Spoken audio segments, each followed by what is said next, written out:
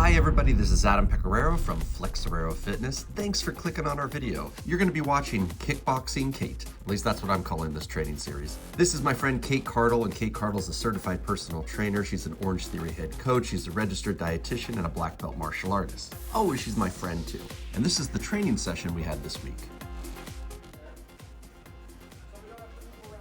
So I'm stacking a pattern here with Kate, and what I'm going to be talking about is the concepts associated with the movements that she's doing. So we're starting out with very, very fundamental movement, right? This is her warm-up, and she's just doing a jab cross hook, or what we would call a combo 3.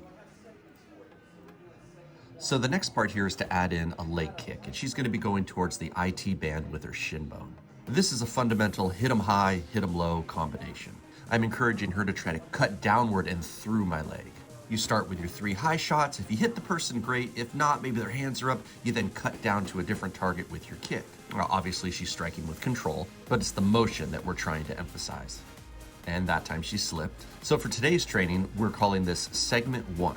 Now I have her on a clock for 3 minutes. I'm facing the clock. It's behind her on the wall. I'm adding to the combo as I feel appropriate. Now what I'm showing her is that she's going to recoil her kick and throw another lead hook to cover herself. Now this could be in case I move forward or the kick doesn't work, perhaps it's checked. And we're simply using what makes common sense as far as bringing her hips back. She might as well throw her left hook because she'll create great torque off of that. And we can stay within the concept of segment 1 here, which is hit 'em high, hit 'em low, hit 'em high. It's a pre-planned skill set, so I know exactly where we're going and what we're doing.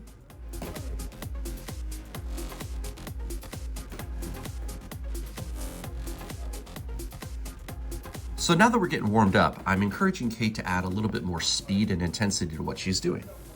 Now, while we're getting into this, I want to talk to you about growth with fitness and martial arts. And it really isn't about genetics or talent. It's about mindful effort over time.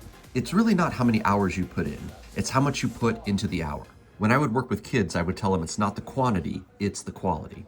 You could have somebody who would come and train 5 days a week, but they just don't care. And maybe they had someone like Bruce Lee, if he were alive, training them. And they were just distracted and not paying attention and didn't give an effort. It's like that expression, you can lead a horse to water, but you can't make him drink. But conversely, you could have somebody who can only train 1 time a week, but they're there. They're present focused. They're in the moment at their best. They have mental clarity, physical energy, and emotional calm. So now we're into segment 2. All of these are going to stack together. What she's doing now is 4 shots high into a kick low. So it's just a different approach to hit 'em high, hit 'em low. I'm trying to get her to throw a blast of punches and bunches. So it's cross hook, leg kick. Now these skill sets that we're doing, they're supposed to be put together with a broken rhythm. So it becomes a little bit more like sparring. They don't just flow into like a 30 move pattern. And we do have some skill sets that are like that. And the point of them would be different. Maybe to keep your mind focused for an extended period of time, or to work on sequencing or something like this. In this case, it's broken rhythm so that it's a little bit more relatable to sparring, and the techniques chosen so far are all essential or foundational. So now I'm having Kate put the 2 segments that we've learned together. So she starts with jab, cross hook, low kick, lead hook, and then we break into cross hook, low round kick. So she's really trying to make use of that low kick to the leg.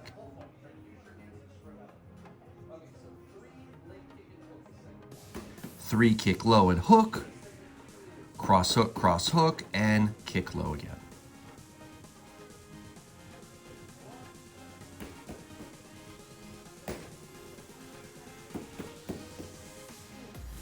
And again, now that we're getting into the groove and we're starting our second round and she's looking a little more confident, we add some spice, we add some intensity to it. Never without the benefit of control, but we are trying to go faster and harder.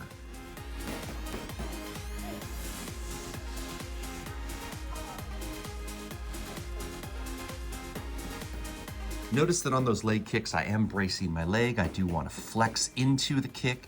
It's a great way to learn how to take a shot, and it's a great way to provide her with a solid surface area so that we can touch and press and get a sense of what impact might be like.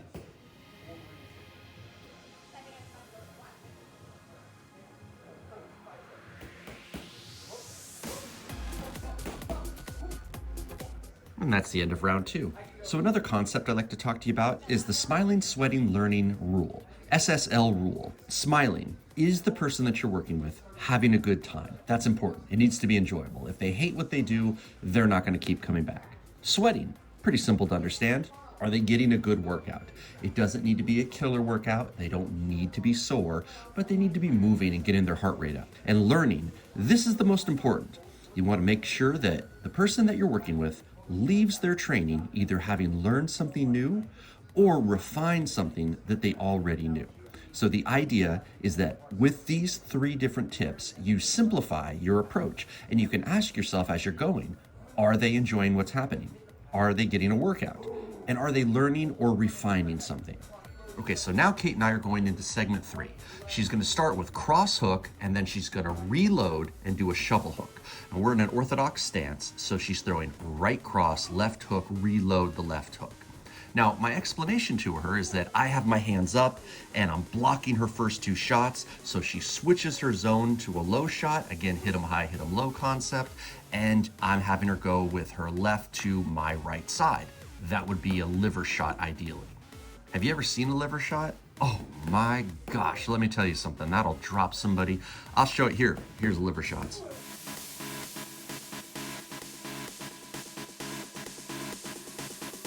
You can do liver shots with kicks like good old Baz Rutten used to do all the time too.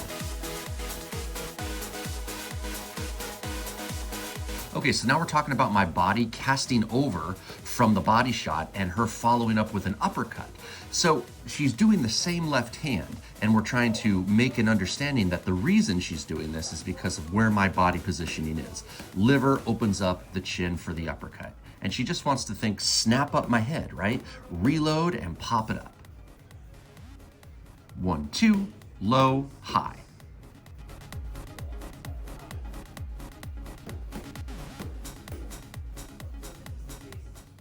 So now what I'm talking to Kate about is if she misses those shots, and I'm not going to train her to miss, but it's just good to keep this in her back pocket that, hey, it's not always going to work the way we ideally have it planned out. So in this case, I'm throwing a right cross punch after her uppercut. She's going to slip that to her left, come back with a left hook, and then she's going to throw yet again a right round kick, but this time we're going to zone it high. Now, I usually train my folks to kick towards the neck because if you can hit the carotid with a round kick, you will knock somebody right out on their feet. And if you miss the carotid and you hit them in the jaw or you hit them in the head, it's still going to do damage. But if you can aim for the neck, it is the knockout switch. And that's why I like to hold a single pad right at my neck. I don't do single pads for everybody, but rather than having someone just barrel through like with a tie kick, I like to have them pinpoint it. And we think if we're going to kick high, we're going to kick smart. So the carotid would be the ideal target.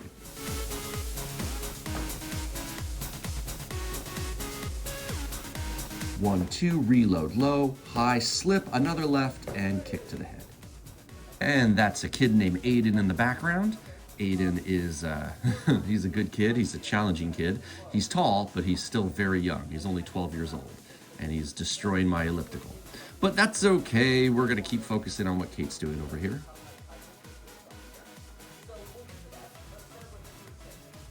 1, 2, 3, low, and hook. That's segment 1. Cross hook, kick low. That's segment 2. Cross hook, shovel hook, uppercut, slip, hook, round kick high. That's segment 3. We put it together with a little bit of pacing so that she can, there we go. That's why we go through it slow. We can get our bearings and then we'll progressively add speed to it.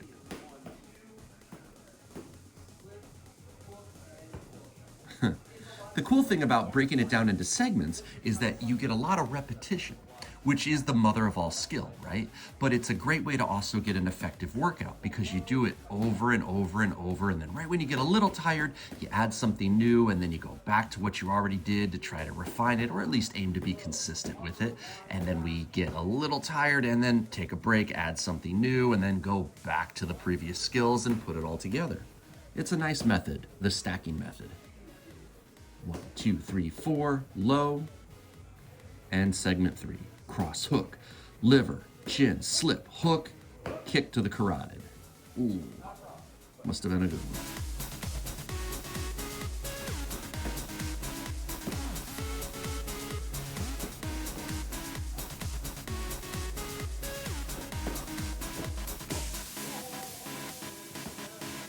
And that time I made a mistake. Hey, even a monkey will fall out of a tree sometimes. And it looks like Aiden got his manga book to do the elliptical. Okay, so the next part, I'm taking a little bit from Taekwondo rather than just conventional kickboxing and having her do what I call the Muhammad Ali switch. And it's just meant for people to get distracted by her footwork. She's thrown 3 consecutive round kicks so far in our training. So the person that she's kicking at is probably going to expect another right leg kick to come around. But what we're going to do instead is spin and whip a hook kick. This is a little bit more intermediate and advanced as far as kicking is concerned. There's other options, but this is a good one for Kate. So it's still her rear right leg, but she's going to come around to the opposite line, whereas she was going to my left side with the previous 3 segments and those kicks. Now she gets to come around for the right side of my body.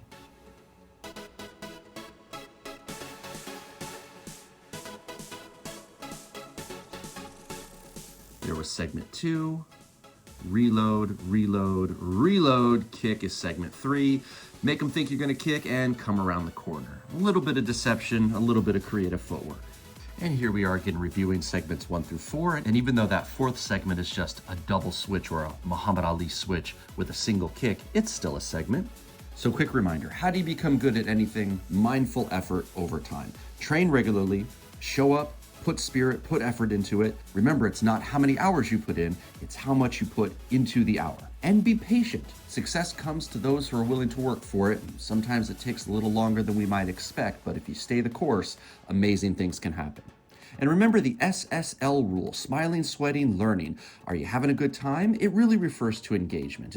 They don't have to be physically smiling, but are they engaged in what's going on? Sweating, are you getting a good workout? And learning, are you leaving your training either having learned something new or refined something you already knew? Give this skill set a name. I don't have a name for it right now. It's just broken rhythm, but that's more of a concept, but you call it whatever you want.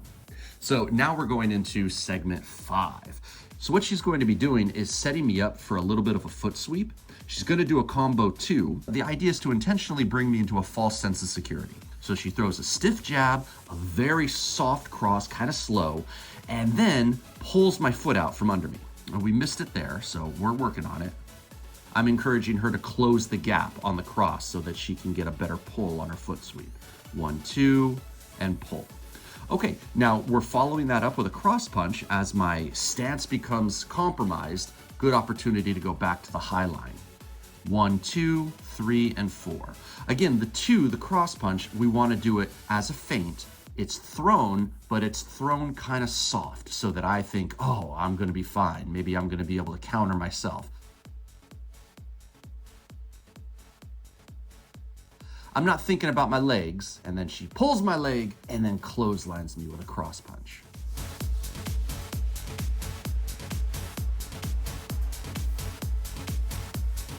So here's segment 1, segment 2, segment 3,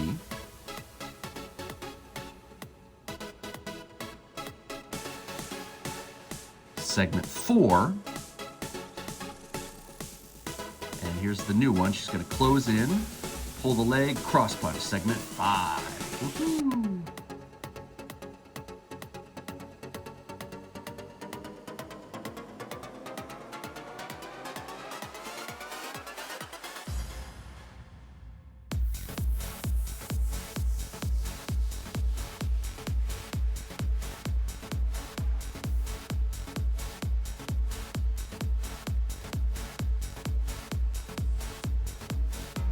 And as we train, I wasn't really happy there with her foot sweep. So again, just trying to encourage a few details. Ground herself is really what we need to do. And then she uses her muscles. She doesn't just flick at my base foot, but she pulls it like she's like she's grabbing my wrist and pulling me. So now for the next segment, we want to put in a push kick. And we're going to have Kate do her lead leg.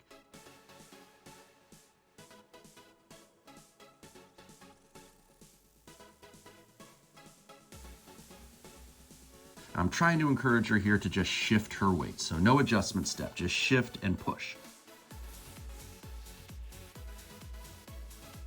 After she does the push kick, the rear leg's gonna come up. I'm gonna deflect it low, and she's going to go with that energy and come around with a spinning back fist. Wham!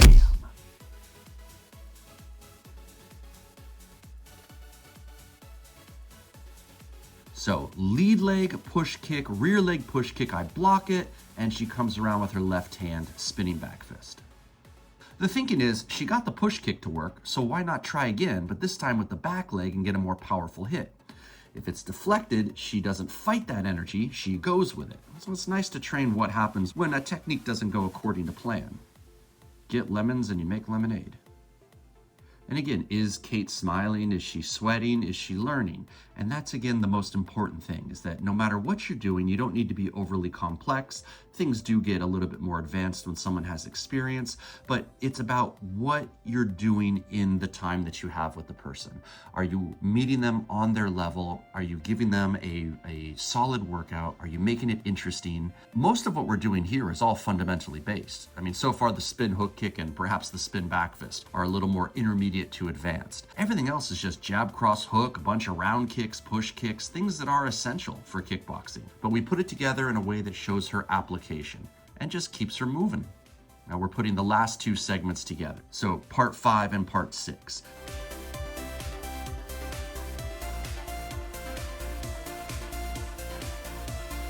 Cross punch, push kick, spin around back fist.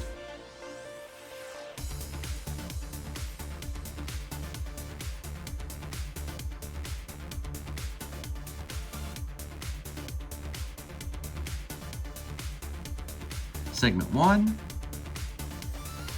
there's segment 2,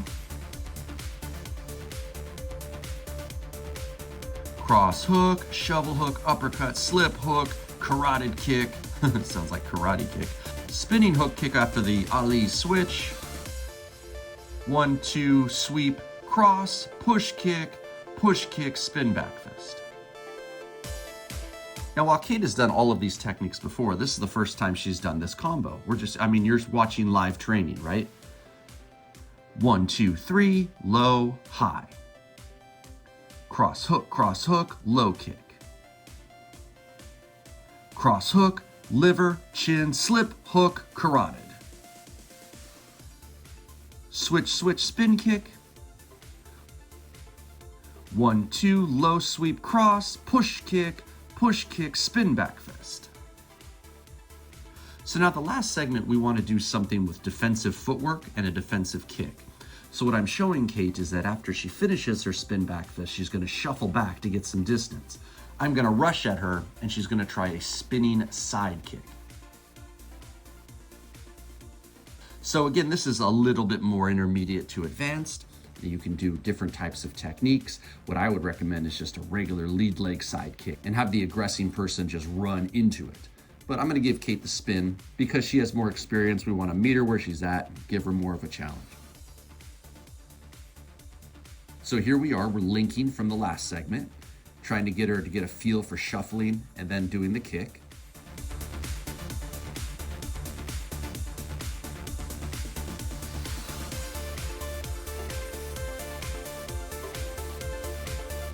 So I think my first tip here is she's got to cut her turn. It can't be a spin hook kick. So she's got to turn, and thrust, and allow me to run into the kick. So it becomes a great timing drill. Again, over rotating, so she's got to cut her turn just a little bit and make it more of a thrust. It's also definitely a speed drill because she's got to get that kick off before I get to her.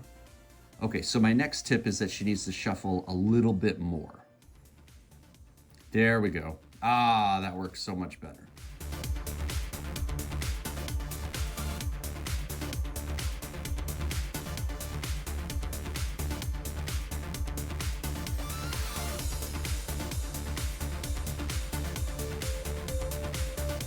So we're trying it from the start. We got segment 1, segment 2,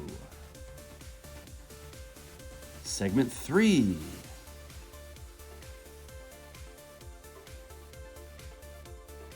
segment 4, short but dynamic. Segment 5, and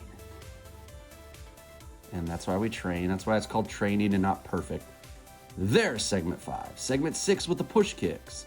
And now she's going to shuffle, and segment 7. But we can sharpen that up, so let's get some training reps in.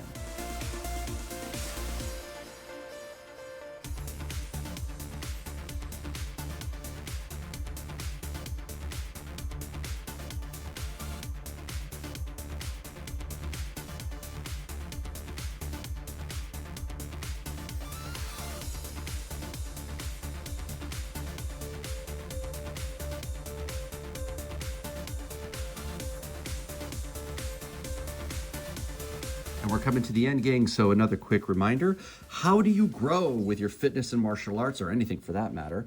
Well, it's not about genetics, it's not about talent, it's about mindful effort over time. Train regularly, show up, put spirit into it, and be patient. Remember, hard work beats talent when talent doesn't work hard. And the SSL rules, smiling, sweating, learning. Are you having a good time? Are you engaged? Are you getting a good workout? And do you leave training either learning something new or refining something that you already knew?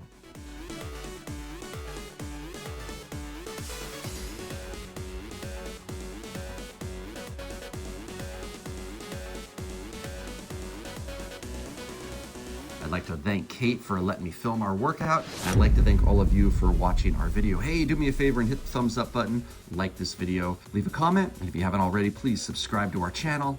That way you are notified every single time we upload a brand new video. Have a good rest of your day.